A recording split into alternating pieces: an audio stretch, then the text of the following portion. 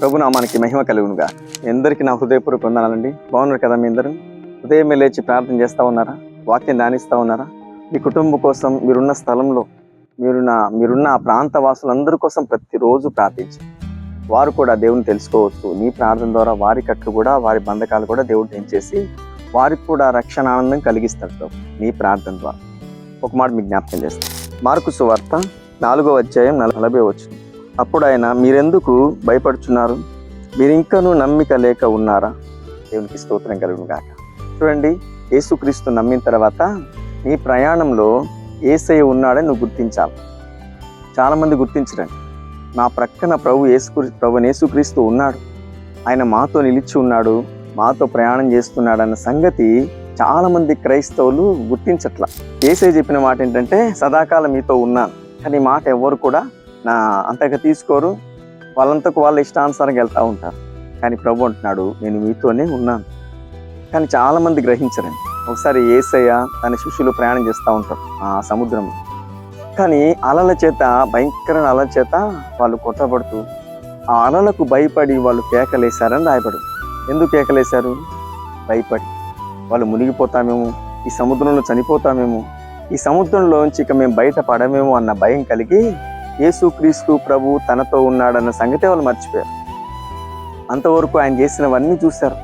ఈయన శక్తిమంతుడని, దేవుడని, ఈయన ఏమైనా చేయగలని వాళ్ళకు కూడా తెలుసు. కానీ వారితో ప్రయాణం చేస్తున్న యేసయ్యనే మర్చిపోయేంతగా వాళ్ళు భయపడ్డారు.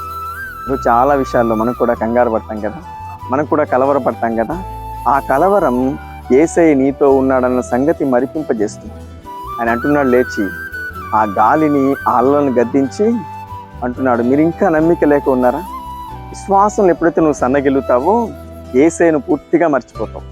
యేసయ్య ఉన్నాడన్న సంగతి, మాతో ప్రయాణం చేస్తున్నాడన్న సంగతి చాలామంది క్రైస్తవులు మర్చిపోయి కలవరపడుతూ, కంగారు పడుతూ, ఆ అలల చేత అణిచివేయబడుచు, అలల చేత కొట్టబడుతూ చాలామంది కుటుంబాలు ఇలాగే ఉన్నాయి. కానీ ఈరోజు ప్రభు నీతో మాట్లాడుతున్నాడు, మీతో నేనున్నాను. మరి ఆయన మీతో ఉంటే ఇక మీకేంటి భయం? ఆయన మీతో ఉన్నప్పుడు మీ కలవరం ఎందుకు? ఈ సంగతి శిష్యులు మర్చిపోయి భయంకరం కేకలేస్తా ఉన్నా. నీకు చింత లేదా? మేము చచ్చిపోతున్నావు, నిద్రపోతున్నావా? ఈ మాటలన్నీ మాట్లాడినప్పుడు యేసయ్య అక్కడ శిష్యులను కోపగించుకుంటాడు.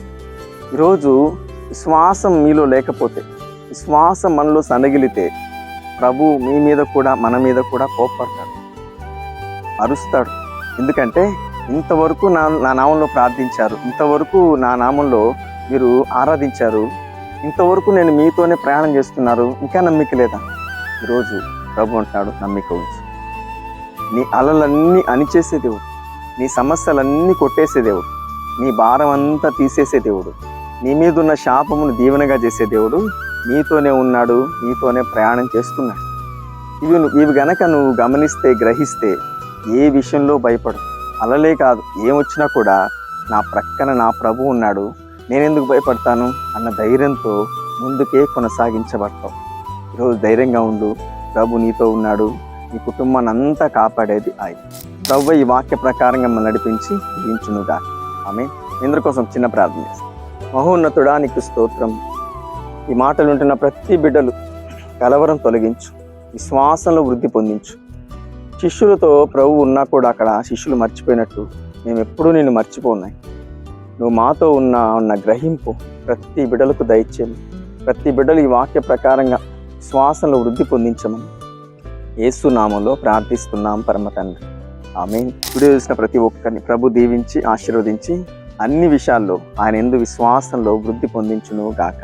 ఆమేన్.